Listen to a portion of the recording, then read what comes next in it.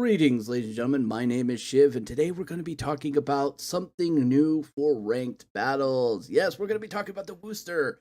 Now, initially, when the Wooster came out, I was all kinds of excited to get this. Oh my god, another US cruiser that isn't like the Des Moines. It's something different, a unique way of playing. Not really, but okay, sure, why not? And truthfully, this ship is actually pretty damn amazing. But it wasn't until I took it into rank that I realized, holy crap, this ship is pretty much a requirement for any successful team. I'm not even joking. In 10 games I've played with the Wooster, we have won 8 of them. Think about that. 80% win rate. Now, obviously, 10 games is not a very big sample size, but it kind of gives you an idea of what you're looking at here. All right? It is actually quite solid of a ship, and it is just amazing. And we're going to tell you exactly why it's amazing. Okay, so the first thing we have to talk about when it comes to the Wooster is its consumables. And here is where it fits that you must be in every team in order to guarantee success. The Wooster has access to radar, defensive fire, and hydroacoustic. And, we shouldn't really gloss over the repair party. It really does help. Mostly because battleships see you and they want to kill you, and this kind of lets you stay in the game a lot more. But when it comes to what to expect in ranked play, you should always figure that there's going to be one jackoff who's going to play a CV to ruin your day. Well, guess what? You have some of the best AA in the game. So if you see a carrier, you're going to have to switch from your normal role of lurk and counter to more of a fleet protector, which means you are sailing with the group and you are going to be providing that AA umbrella. In our build that we are using, our AA has a range of 2.9 for the Orlicons, it's got 7.2 for the 76s, and it's got 8.6 for its main guns. Okay, so what does that mean? Well, pretty much anything that comes within 7.2 is toast. Absolutely toast. And this isn't even really putting on the DFAA. We don't generally pop the DFAA until they're within about 5 kilometers. Once they're within 5 kilometers and we pop the DFAA, whatever we have in that area is pretty much going to die. I've had many games where this thing has killed 35, 41 planes. After the CV realized that I was over on one side, just completely shredding it, he stopped sending planes over there. But still, 41 is pretty impressive for a cruiser. Now, we all know that there was a streamer and a YouTuber who did a little experiment where he went up against 3 tier 10 aircraft carriers and he shot down all their planes. That should tell you exactly how powerful the AA on the ship can actually get to. Now, we don't have that full AA build, but we have pretty much a hybrid of it that works pretty damn good. Next consumable here is radar. Hey, guess what? There are ships that use smoke. They're called destroyers. They're called anything British. And you need to be able to see through that, all right? Smoke has always been kind of problematic of a mechanic, and radar completely negates that. This has led to a lot of people crying about, oh, that's not fair, radar's just too broken. Everybody has radar. Well, it is to some degree. Now, what makes the radar on the Wooster really special is the range, all right? 9.9. Yeah, but Shiv, isn't the Des Moines 10? Oh, yes, it is. Yeah, but isn't like the Moskva 11 and change? Yes, I get that. Then why is it so special? Well, here you go. The detection for the surveillance is 9.9, but the detection by sea is 9.5 for the ship. So what does this mean? Well, if you're detected by the enemy, the moment you pop your radar, they're going to be in this nice little 0.4 kilometer buffer that they need to escape in order to get out of radar. That's a long time for a ship to try to avoid incoming shells. And if you've got 2 or 3 other people joining you and shooting that ship, he's most likely going to die. This ship, in many cases, is the bane for the sneaky ninja back flank attacker who's in a DD who's trying to take the cap that you started off initially taking, all right? He really does a very good job of preventing that sort of tactic. Now, the next one, repair party, it should go without saying why this is important. It really should. You take damage, you repair it back, boom. You repair back a ton of soft damage. If you get hit with fire, let it burn, you'll repair it all back. Most of the time, though, you're going to use this as a reactionary response to battleships hitting you, because, yeah, you will be citadeled quite a bit, because your armor is absolutely almost non existent. Seriously. 25 millimeters, almost the entire place. 30 on the deck. Yeah, that doesn't even stop HE. Sad to say. But 25 millimeters pretty much gets overmatched by everything at tier 10. Correction, it does get overmatched by everything at tier 10. You have no protection in the ship. In many cases, it's better to actually just turn full broadside to the enemy. Though, reality check here, if they hit the Citadel, you're pretty screwed. There's no angling, there's none of that. You cannot open water fight with the ship. So, you have to play it very, very smart. And the repair party definitely helps for that. Now, the last one is the hydroacoustic search. Now, the detection on this is 3.42 for torpedoes. Pretty decent, to be perfectly honest. But on ships, it's 4.92. So what does this mean? Well, in many cases in ranked, you always are going to have that one DD who's going to try to wait for you to come around an opening in a channel, and then he's going to come up full speed and then tail or fishtail out and throw just a wall of torpedoes at you. I've seen this many times. Well, here you go. This is a really great way of preventing that. I was like, oh, you're right there. Well, guess what? I have a 100-second time, so I know you're going to be there for some time, so I can keep an eye on you. The fact of the matter is, the biggest use for this is detecting out torpedoes. This really does help your fleet quite a bit. So because of all these consumables, when you add it all together, you start seeing that the Worcester, ignoring the fact that it is a massive DPM platform, is a guardian. He is a fleet protector, which is kind of what the ship was originally designed for, right? It was designed to basically be an AAA umbrella. Well, now because it's got this great radar and good hydroacoustic, it takes on the, role of I shall defend my fleet. Now, in random play, this isn't always that great, but in ranked play, because you're only dealing with 7 ships, this is actually pretty phenomenal. And also, remember, in ranked play, you generally only have to deal with 1, maybe 2 battleships. The rest are cruisers and DDs. This is a place that the Worcester actually feels very comfortable with fighting, all right? At that point, it does open up the field a little bit more to open water fighting. Not much, but a little, okay? And if you have anywhere near of a competent team, you will do some phenomenal things with the Worcester. All right, so let's take a look at how we actually spec'd out our ship. We went with main armament, made sense. We went with the steering grade gear upgrade, just because we found that steering was one of the big things that got taken out quite a bit. We've got the Aaa Gun Modification because, hey, range of AA is important. Next up, we've got the Propulsion Modification here. Yeah, the ship kind of feels very, very sluggish at times, so you're going to want to be able to get up to full speed as quick as possible, especially if you're doing any open water into cover type fires. It helps. Or if you're about to break cover because you're about to get flanked from a side, this helps a lot. All right, we got the Concealment Expert because we're a light cruiser. We need every advantage we can get. And last but not least, we have the main battery modification.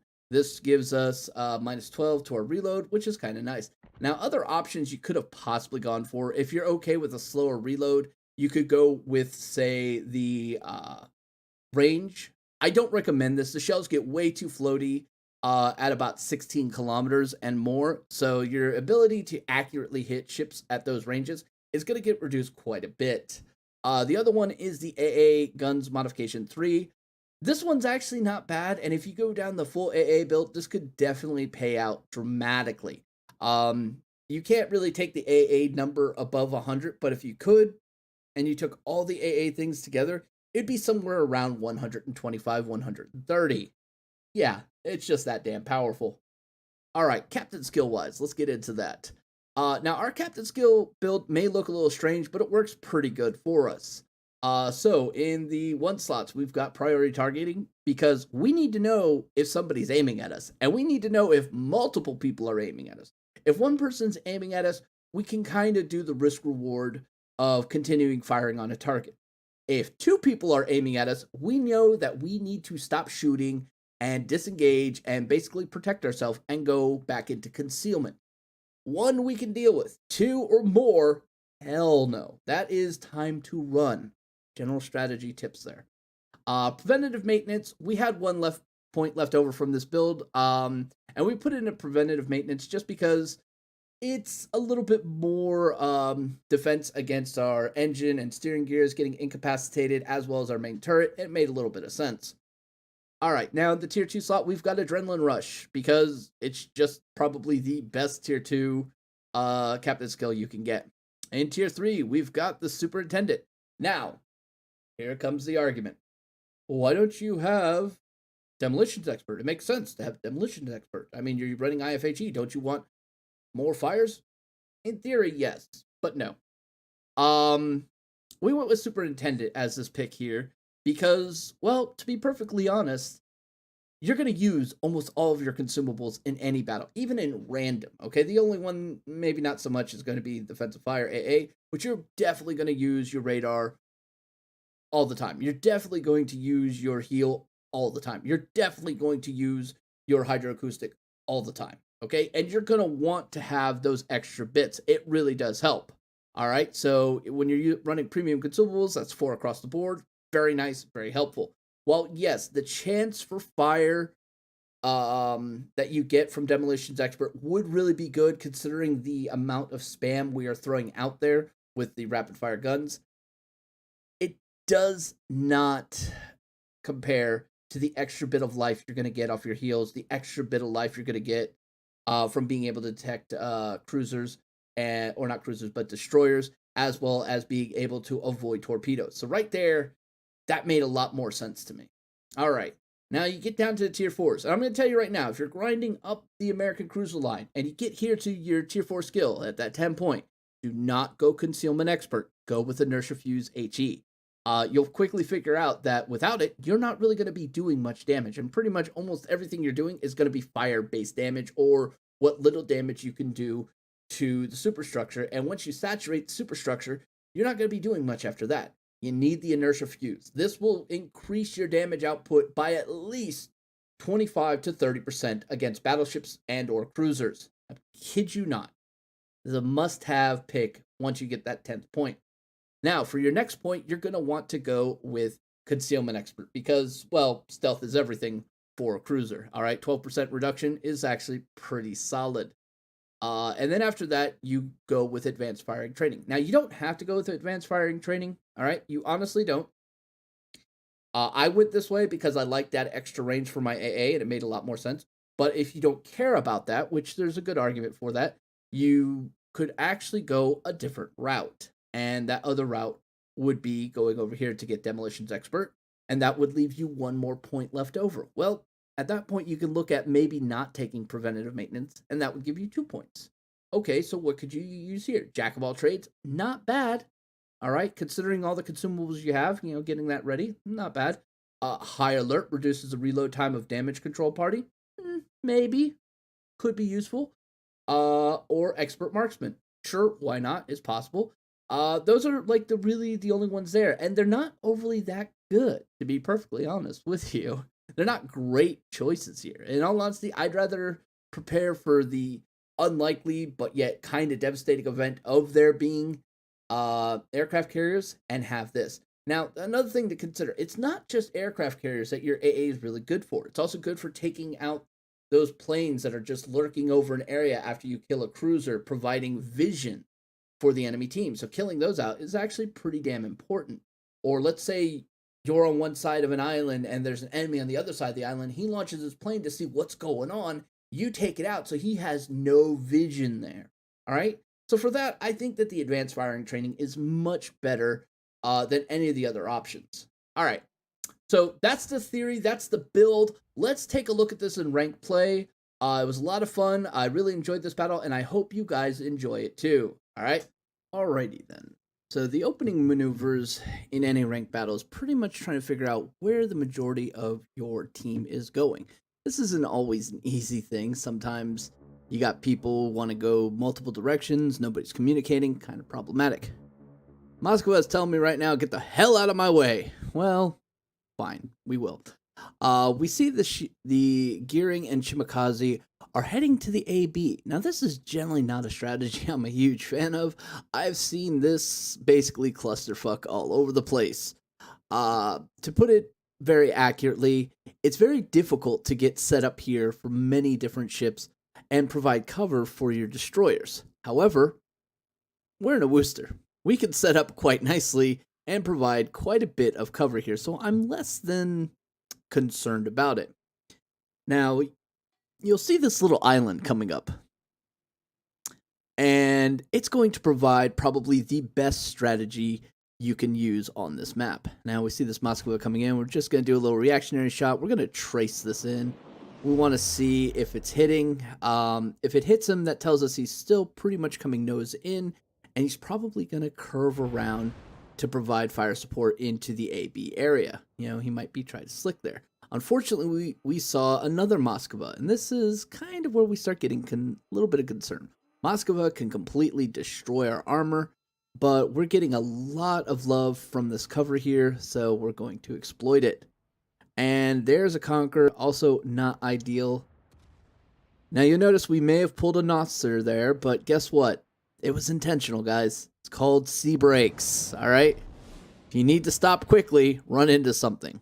And because of the way we have this ship built, with the engine acceleration, it works pretty good there. Now, that Moskva is coming in like I thought it would, so we're going to be looking, and I'm looking at the minimap right now, realizing, okay, he's going to be very nose in, so let me anticipate right about here. His movement is slowing down. He's just trying to get into the smoke, but unfortunately, he's probably radared by our Moskva because we could see him all day long, and he is having a field day. He is shooting at our gearing, which unfortunately was being a little too overzealous.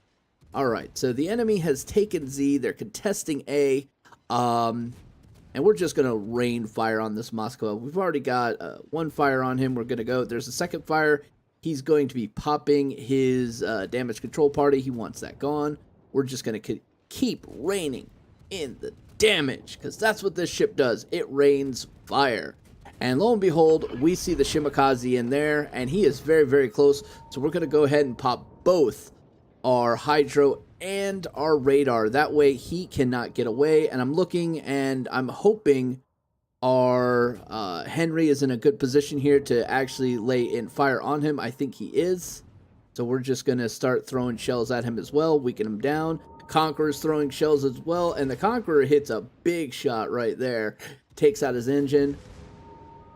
We're doing a little bit of damage. We're not getting a lot of love there, but that's a massive hit, and he is taken out by our gearing. The one thing our gearing did was take out the Shimakaze, but unfortunately, he died to the Moskva. I'm sorry. That's my bad. I feel bad about that. Unfortunately, there was no way my HE was going to be able to kill that Moskva. So here we have a Conqueror, and this is a ship that I need to be very concerned about. But with that smoke right there and the terrain, we're getting a lot of protection. As you can see, our blooms are not lasting that long, and we're hitting him for almost 3k a shot, which is very nice. We're hoping to get a fire to add into some of that damage. And here comes the Des Moines. Now, Des Moines is a much higher priority target. Our Shimakaze is beat down already. That engagement at the AB, which I knew was going to be very suicidal, and he got punished for. So we need to make sure we put a lot of damage onto radar ships. And we see this Z-52. Unfortunately, I didn't have it target locked, so as you can see, the shells underperformed quite a bit. Yay, wargaming aiming mechanics. Alright, so we're going to continue to at least put some suppression on the 52. We don't want him curving in. And he took a big hit from the Conqueror there. Or was that the Henry? No, that was the Henry. The Henry lit him up. So we're going back over to the Des Moines, and the Des Moines is now in open water and backpedaling. This is pretty much, you know, dinner is served for me. And he's realizing he's kind of in a bad spot. He stopped firing. He's now moving forward. He is being spotted left and right. So we're just going to keep raining. We're anticipating his movements. And where we're at right now is actually a very safe position because he can't really see us. And he's got nobody spotting for him. So he is, again, in a bad position. And here he comes broadside. He's not quite close enough to where my AP would be overly effective. But look at this, a 5K hit right there. This next hit's going to hit him for a little under 1,000. If you add it all together, it comes up to about 6,000 damage altogether right there. And he takes a massive hit from the Moskva. We're continuing to lay in damage. Not overly spectacular, but there's a big hit right there. And we're going to keep laying in. There's the fire, and he just gets raped in about 3 seconds. 2, 1. Okay, Moskva, you're making me look bad here. I know you're going to kill him. Come on now. And there's another fire, and there's the Montana taking the kill there. I was so sure the Moskva was going to get it, but the Moskva actually pulled out of range, and the Montana just finished him off. So now we have a ship lead, and this is looking good. Remember that Moskva I was talking about? Yeah, well, he just got obliterated by the Conqueror. So this isn't good. As a matter of fact, this is kind of bad, because the enemy had an uncontested cap for so long, they now have quite a significant lead. So we're going to have to dump as much damage as we possibly can into this Conqueror to make up for it. And that is exactly what we're doing. We're raining death here. This is what the ship does. And we're playing it rather conservatively. While I really want to get this kill on the Conqueror, I also understand that going out and chasing it is not in my best interest. Greed is not good, ladies and gentlemen, in ranked play. Greed is how you mess up and how you cost your team games. Yes, this is basically a camping tutorial, but guess what? Camping works. And there we get the fires going on him, and he is burning nicely. We're going to continue the rain, hopefully get a couple thousand more damage on him. And now we're going to start pushing around this corner. And unfortunately, the enemy has now taken B and are contesting A. This is looking very, very badly for us, ladies and gentlemen. They are in a very prime position to win the game. If they get one more kill before we can do anything, we are screwed. So knowing the Z-52 is there, I pop my radar, and the Henry is directly able to do something about it. And look at this. Watch this here. Henry's getting the shots lined up. And boom, there's a 5K hit right there on the Z-52. And I'm looking at this Moskva because he's going to be coming in dealing with this Henry. I need to get around this corner a bit. And then there's another Moskva at 8K. So we're in a kind of very dangerous position here. The Z-52 is trying to get away. We're going to throw some more fire at him. Hopefully we get at least a little bit. And somebody else threw some shells at him as well. And the Conqueror deletes him. Very nice. So now it's time to turn our attention onto this Moskva. He is almost completely unmolested. Well, he was. He is now under some significant damage. The Henry is fighting tooth and nail to save here. And lo and behold, there's also a Montana over there. So we threw some AP, though the angle was really bad. We were able to take a gun momentarily, at least. So we're going to continue with the HE and the APs, and here it comes. And he gets taken out by the Conqueror quite nicely. And our Henry is still alive. We now have a 2-ship lead. We are reversing what has been happening to us. Now, I know the Montana is right there. I really don't want to deal with him. And I'm trying to make sure he doesn't realize I'm there, because the Montana will delete me. So we throw some arcing fire at the Conqueror. And this Moskva is about to basically get raped. He throws out his radar, but it is not enough. So now we're just left down to the enemy having 2 battleships, a Montana and a Conqueror. Both of these are really not ideal for me, but the Conqueror is already beat up, and this Montana, well, he is under some significant fire right now.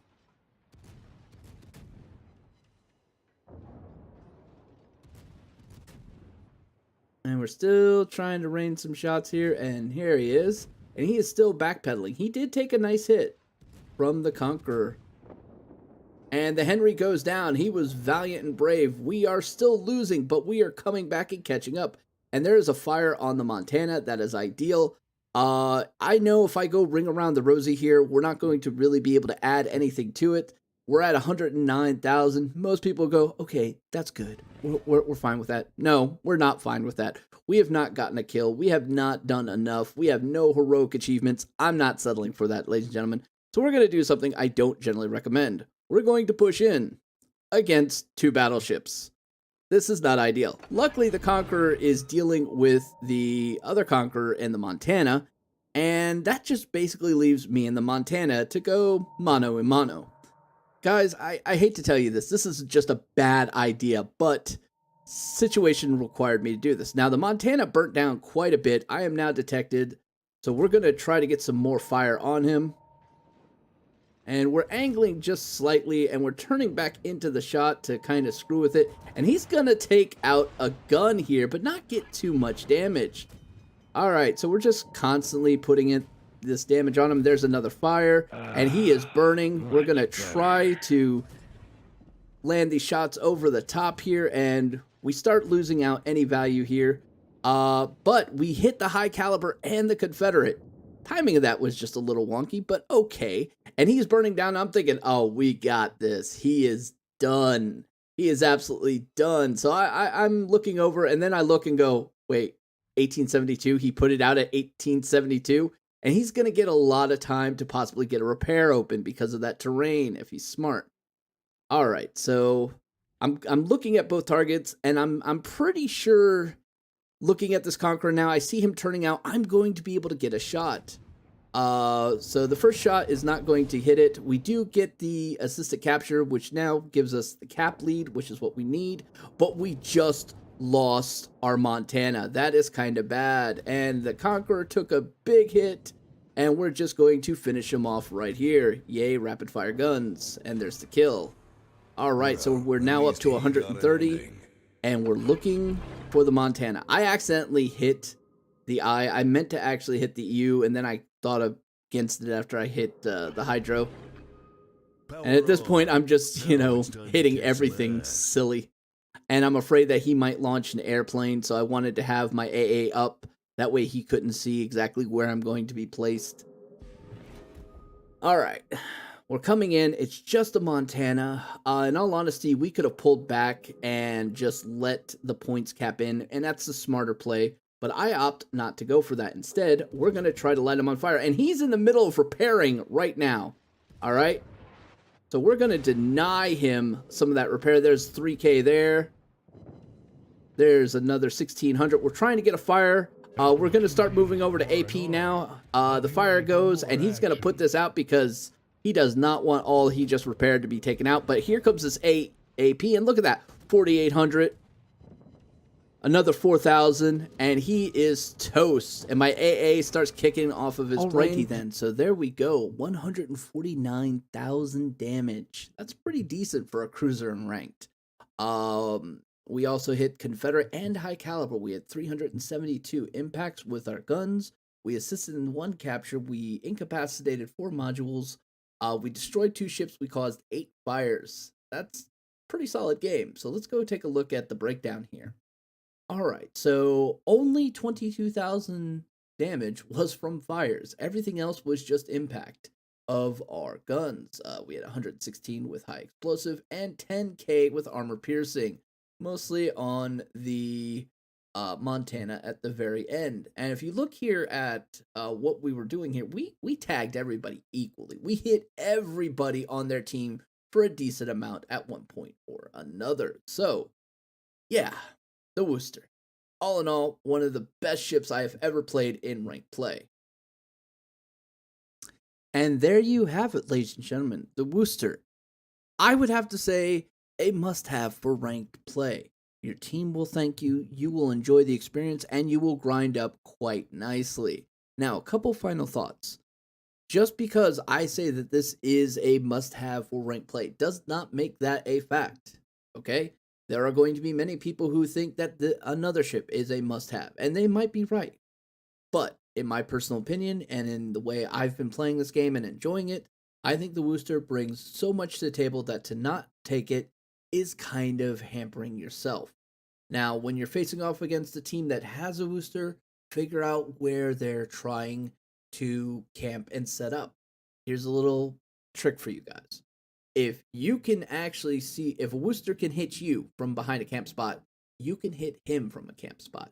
And in all honesty, Woosters driving other Woosters out of their camp spot is a great way of winning a battle. So anyway, that's going to be all for this video. I hope you all enjoyed. Till next time, the ship's saying, stay safe, have fun, may RNGs bless you. I'm out.